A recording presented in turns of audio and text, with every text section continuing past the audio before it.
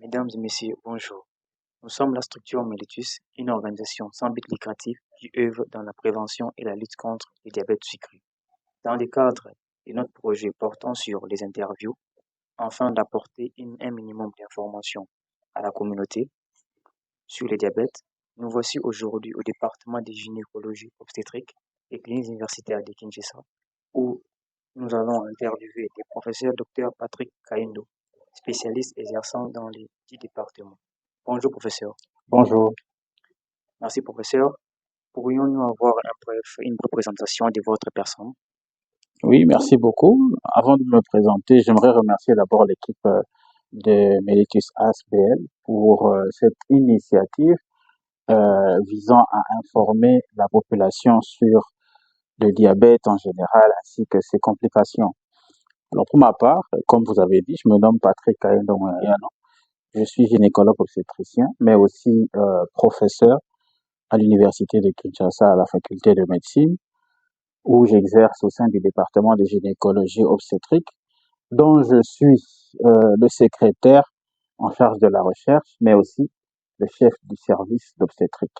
Et c'est à ce titre que je vais m'entretenir avec vous ce matin. Ok, merci professeur. Sans plus tarder, nous allons commencer. La première question, c'est quoi le diabète gestationnel? Alors, le diabète gestationnel, vous voyez, il y a deux mots. Il y a le mot diabète et puis il y a le mot gestationnel. Alors, pour comprendre le diabète gestationnel, vous devez d'abord savoir ce que c'est le diabète. OK? En des mots simples, le diabète, c'est un trouble du métabolisme des glucoses, comme on dit. Un trouble du métabolisme du sucre, comme c'est connu à la cité, qui est caractérisé essentiellement par une élévation du taux de sucre dans le sang. Donc, une hyperglycémie qui est pratiquement chronique, qui se maintient et qui a à la longue des conséquences néfastes sur l'organisme. OK? Alors, le diabète, en gros, il est causé il est dû à une hormone. Hein. Il est lié à une hormone qu'on appelle insuline. Alors, qu'est-ce que c'est l'insuline? Je vais essayer d'être très simple. L'insuline, en fait, c'est une hormone qui permet de réguler le taux de sucre dans le sang. Okay? Lorsque vous venez de manger, vous avez un pic, une élévation du taux de sucre dans le sang. L'insuline intervient pour permettre de baisser ce taux de sucre en stockant l'excès de sucre dans certains organes, notamment les foies, les muscles, voilà, les tissus graisseux. Alors, quand est-ce qu'arrive le diabète? C'est lorsqu'il y a une altération avec la fonction de cette insuline. Donc, soit qu'on a un défaut de production d'insuline, ok, ça peut entraîner le diabète. Dans ce cas, la glycémie reste élevée. Soit, alors on a un défaut d'utilisation d'insuline. Alors, gestationnel. Gestationnel vient du mot gestation, qui veut dire grossesse. Alors, le diabète gestationnel, en des termes simples, c'est un diabète qui apparaît au cours de la grossesse. Donc, c'est un trouble du métabolisme du sucre qui est diagnostiqué pour la première fois ou qui est apparu pour la première fois au cours de la grossesse. Voilà. Ok, merci professeur. Nous allons prendre la deuxième question. Quelles sont les valeurs de la glycémie en cas de diabète gestationnel? Alors, j'ai dit que le diabète gestationnel, c'était un des types de diabète. Hein. Alors, les valeurs glycémiques seuil sont les mêmes que pour le diabète. On peut doser la glycémie, c'est comme ça qu'on appelle le taux de sucre dans le sang, soit à jeun, c'est-à-dire vous ne mangez pas 8 heures avant et puis vous faites la glycémie, soit la glycémie qu'on appelle la glycémie postprandiale après le repas, ou alors une glycémie que l'on fait n'importe quand, quelle que soit l'heure où vous avez pris le repas. C'est ce qu'on appelle glycémie casuelle. Alors pour la glycémie à jeun, lorsque vous avez une valeur supérieure à 126 mg par décilitre, vous êtes en droit de dire qu'il y a une élévation des glucoses et donc possibilité d'un diabète. Pour la glycémie postprandiale, que l'on mesure généralement 2 heures après la prise d'un repas, lorsque vous avez des taux supérieurs à 140 mg par décilitre, vous êtes en droit de penser à un trouble du métabolisme des hydrates de carbone, c'est ça aussi le sucre, ou alors pour la glycémie casuelle, donc On ne considère pas les repas que vous avez pris. Maintenant, on vous prend en dose la glycémie, c'est ça la glycémie casuelle. Lorsque vous avez des valeurs supérieures à 200 mg par décilitre, on peut poser le diagnostic de diabète. Ok, merci pour tous ces éclaircissements. Nous prenons la troisième question. Quelles sont les manifestations du diabète gestationnel? Alors, je reviens toujours en insistant sur le fait que le diabète gestationnel, c'est d'abord le diabète, mais au cours de la grossesse. Alors, par rapport à ces manifestations cliniques, comme pour le diabète, on a de deux types. Vous pouvez avoir quelqu'un qui a le diabète gestationnel, mais qui ne présente aucun symptôme. Il vit normalement sa vie. C'est tout à fait par hasard, en faisant un check-up, qu'on se rend compte qu'il a une hyperglycémie. Hein. Mais lorsque le diabète présente des manifestations cliniques, ce sont des manifestations que l'on rencontre dans tous les cas de diabète, notamment une soif intense, on a tendance à beaucoup boire, on a tendance à beaucoup uriner, à beaucoup manger, parfois on a une fatigue intense. Bref, les signes, ce sont des signes similaires à ceux que l'on rencontre dans le diabète. Euh, Notre prochaine question. Le diabète gestationnel peut-il devenir diabète de type 2? Alors, maintenant vous évoquez un nouveau concept, diabète de type 2. Rappelez-vous que je vous ai dit que le diabète, c'était une maladie qui, sur le plan de la cause, était liée soit à une carence en insuline, soit à un défaut d'utilisation de l'insuline. Alors, par rapport au mécanisme de survenue de diabète, on a plusieurs types de diabète. Ok?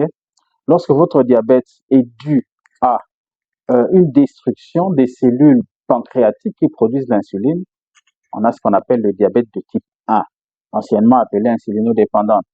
Mais lorsque le diabète est dû soit à une diminution de production d'insuline ou à un défaut, une mauvaise utilisation d'insuline, c'est là qu'on invoque le diabète de type 2. Alors, on va y revenir peut-être après, mais le diabète gestationnel de grossesse, c'est un diabète qui est lié à un défaut d'utilisation d'insuline qui survient au cours de la grossesse.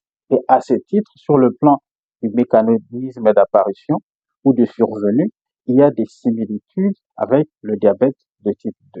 Alors, votre question, c'était est-ce que un diabète gestationnel peut se transformer en diabète de type 2? La réponse, c'est que ça dépend du type de diabète. En fait, le diabète gestationnel, vous devez retenir que sur le plan clinique, on en a deux types. On a le diabète gestationnel qu'on appelle diabète gestationnel vrai, c'est-à-dire la femme n'était pas diabétique. Ok? C'est pendant la grossesse, à cause de certaines modifications physiologiques, que l'insulinorésistance se manifeste. Pour ces femmes-là, généralement après l'accouchement, elles ne développent pas le diabète de type 2. Ok? Mais on a un autre type de diabète gestationnel sur le plan clinique qu'on appelle prédiabète, c'est-à-dire ce sont des femmes qui étaient diabétiques mais méconnues. Rappelez que je vous dis que sur le plan clinique, vous pouvez avoir le diabète mais sans signe. Ok? Alors c'est au cours de la grossesse, à cause du déséquilibre qu'il y a dans les modifications physiologiques, que ce diabète apparaît.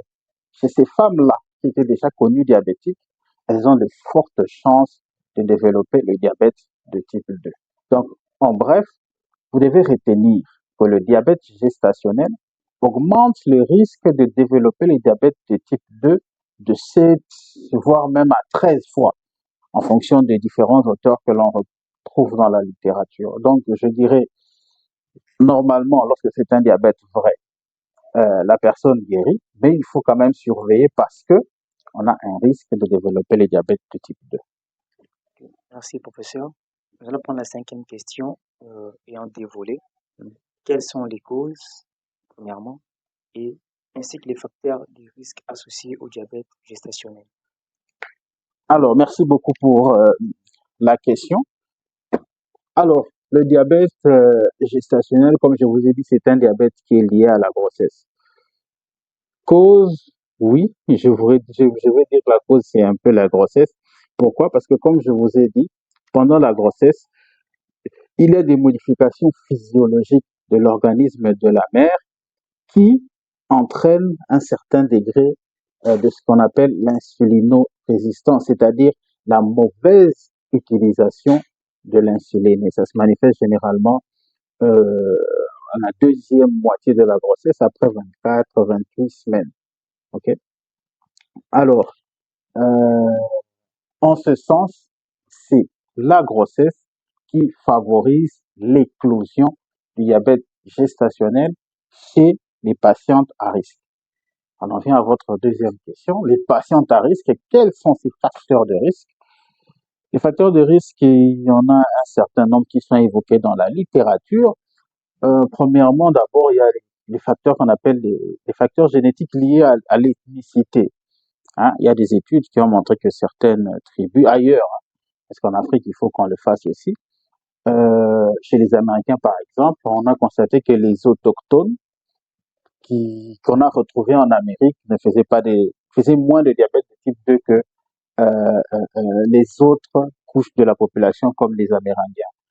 Par rapport aux Noirs, quand on les a comparés aux personnes, aux femmes d'Asie du Sud-Est, on a constaté que celles d'Asie du Sud-Est avaient un fort risque de développer le diabète gestationnel.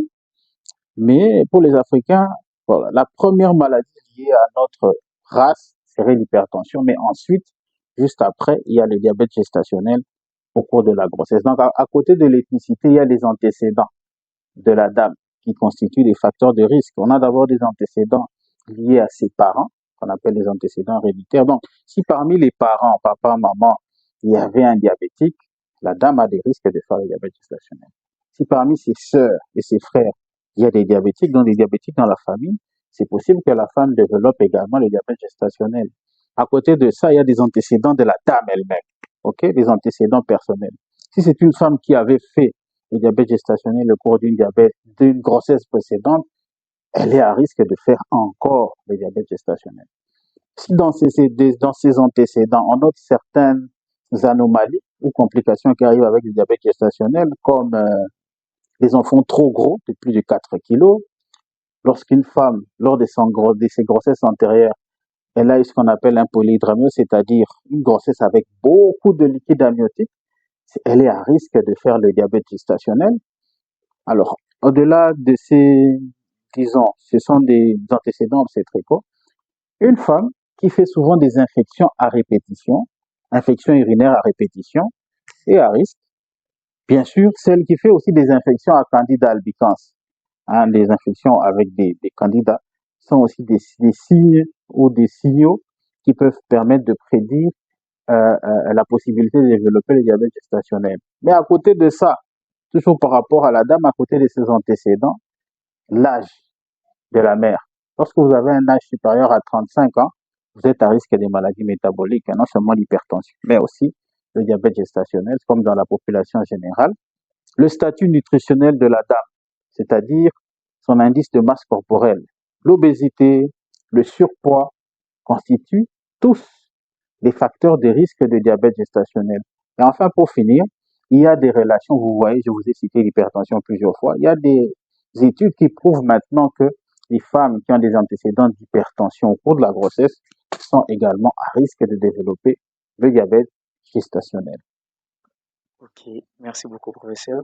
Euh, C'était vraiment une question très enrichissante. La sixième question, le diabète gestationnel est curable automatiquement après la naissance? La question suit un peu ce que j'ai dit tout à l'heure. Alors, ça dépend, hein, je vais me répéter, ça dépend du type de diabète que vous avez. Si vous aviez ce que j'ai appelé tout à l'heure, un diabète préexistant qui se dévoile ou qui se manifeste au cours de la grossesse, alors là, vous avez des fortes chances de développer le diabète de type 2, donc de rester diabétique. C'est pourquoi on a un système de surveillance dont on va parler tout à l'heure. Mais si vous n'étiez pas diabétique et ce diabète apparaît pour la première fois pendant la grossesse, c'est le cas de la majorité ou de la plupart des femmes, généralement, lorsque vous mettez au monde, tout revient dans l'ordre dans les 6 semaines.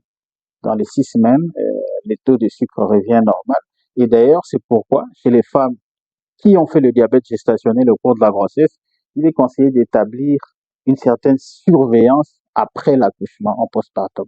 Donc, vous donnez un rendez-vous à la dame 6 semaines après, on redose la glycémie, on fait également l'hyperglycémie provoquée par voie orale.